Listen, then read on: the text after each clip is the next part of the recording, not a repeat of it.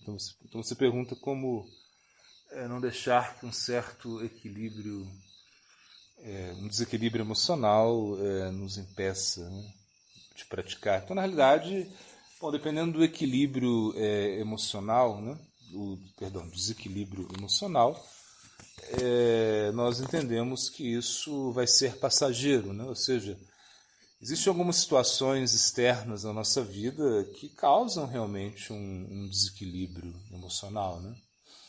Às vezes a perda de um ente querido, né? Enfim, ou algumas situações assim muito diferentes que acontecem na nossa vida, algumas mudanças, algumas frustrações, alguns anseios que nós não conseguimos resolver de imediato.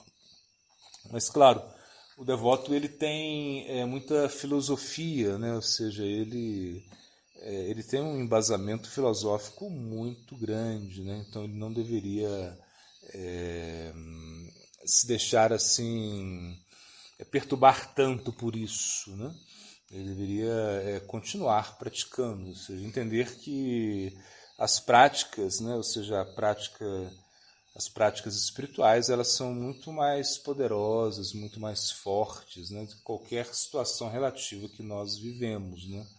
Agora, claro, as situações relativas, se elas puderem ser resolvidas de imediato, deveriam sê-las, porque realmente é melhor você resolver uma situação que causa algum desequilíbrio emocional para continuar praticando de uma maneira muito mais tranquila, porque realmente a prática, né, o sadhana bhakti já é algo difícil, né, ou seja, difícil, até mesmo Krishna ele fala que é difícil controlar a mente, quando ele entende isso, ele explica, né, que realmente não é fácil, né, ele concorda com isso.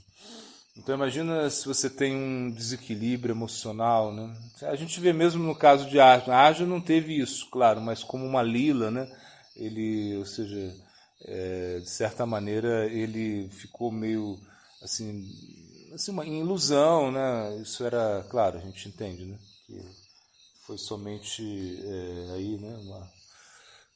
A Yoga Maya que cobriu Arjuna, mas a gente entende que ali havia um certo desequilíbrio emocional, porque imagina você ter que lutar numa guerra contra o seu avô, contra os seus gurus, seus parentes, era algo assim muito difícil. Então havia uma certa... Imagina Arjuna deixar o Gandiva cair, né?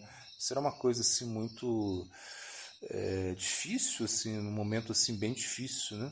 Mas parecia um certo desequilíbrio emocional. Mas depois Krishna ele deu tanto Siddhanta, ele deu tantas instruções a Arjuna, né?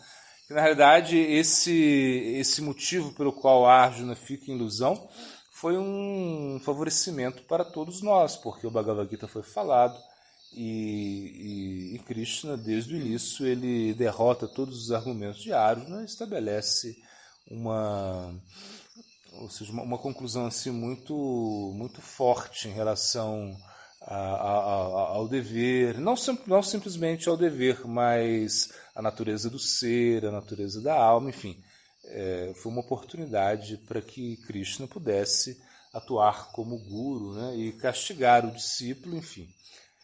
O que eu quero dizer é que um desequilíbrio emocional ele pode acontecer, isso pode existir, mas nós devemos seguir, né, praticando.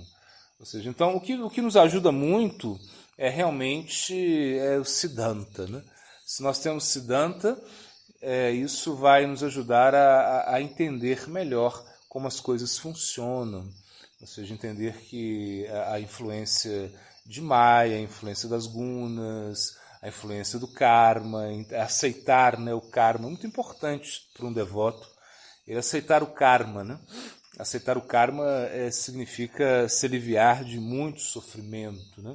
O César Maharaj dá esse exemplo que é muito bom, que quando o menino, né, ele é castigado pela sua mãe e se ele reage, se ele grita, se ele esperneia, a mãe bate mais forte nele quando ele faz uma travessura, né, claro. Mas se ao contrário ele diz para a mãe, é muito bom, né, que você me castigue, eu mereço, isso é meu karma, isso é para o meu bem, né? Então a mãe já perde a vontade de bater no menino, porque ele aprendeu. Então, da mesma forma, o karma ele vem nos ensinar, né? Então, quando nós vemos um desequilíbrio emocional, nós temos que entender que é o karma, aceitar isso, ou seja, aceitar que realmente a situação é assim, que as coisas não podem ser modificadas, que talvez nós vamos ter que levar algumas situações desconfortáveis no nosso mundo relativo para o resto da nossa existência praticamente. Isso nós não vamos solucionar esses problemas relativos, isso pode acontecer. Por isso, nessa instrução, né, de não querer modificar o meio ambiente, não querer, na instrução César Maharaj, né, que ele fala, não queira modificar o meio ambiente, não queira lutar contra o meio ambiente, aceita o meio ambiente como algo favorável. Então é uma instrução muito, muito sábia, né? E ele fala que essa é a essência do Bhagavata, né? Ele fala que não queira modificar o meio ambiente, né? Ele explica isso. E a essência do Bhagavad Gita é médico, cura-te a ti mesmo. Então, se nós vemos através de olhos filosóficos, né, essas instruções, né, e vemos que a nossa vida realmente ela está sendo levada, né, pelo karma, então isso para a gente vai ser muito mais fácil, né? Então, um desequilíbrio emocional que dure, né, por muito tempo, né, devido a algum fator externo mais forte, tem que ser aceito. Claro, não tem como modificar isso.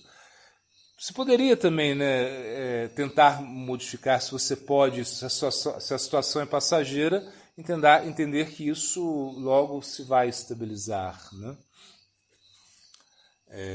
E claro, de alguma forma ou outra, procurar também uma ajuda externa, né? Se é o caso, né? Talvez um psicólogo, talvez, né? Também equilibrar um pouco mais a vida, né?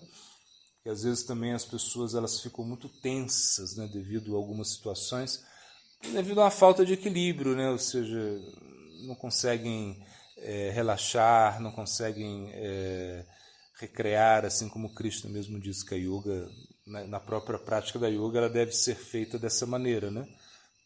Como você tem que ter um equilíbrio. Então, às vezes algumas pessoas, elas têm essa tendência, né, de querem que tudo aconteça da maneira que elas pensam que tem que ser, e né, às vezes nem sempre isso é assim. Então, aí vem a frustração, né? Então, o que é isso? O desequilíbrio emocional está relacionado à mente, ou seja, não entender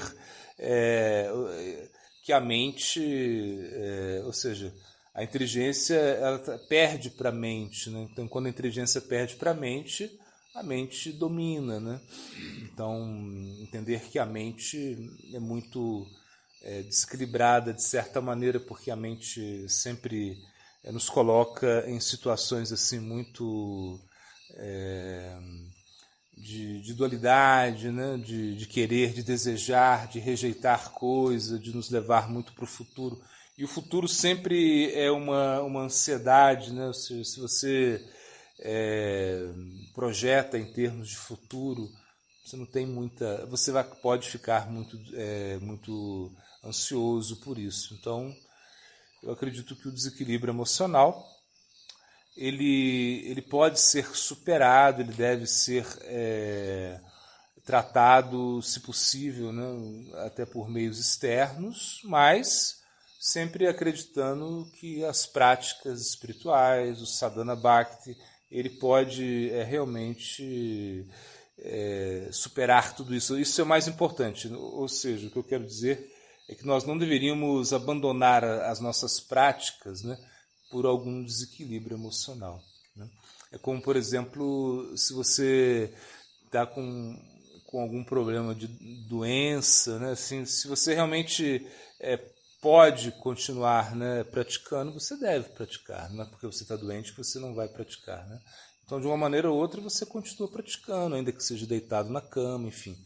É isso, nunca desista das suas práticas espirituais, né? E esse desequilíbrio emocional, ele pode desaparecer em algum momento,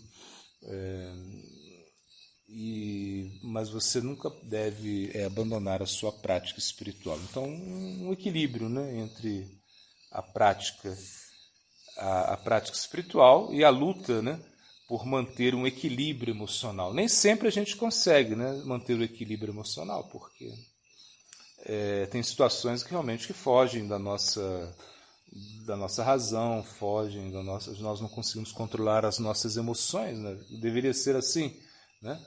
Mas na nossa fase, né, de praticante espiritual, talvez nós não conseguimos isso. Então, por isso, é continuar praticando e tentar resolver a situação, se possível, nessa situação temporária de desequilíbrio emocional. E se a coisa vai durar muito tempo, por algum motivo, nós temos que continuar praticando da mesma forma, né?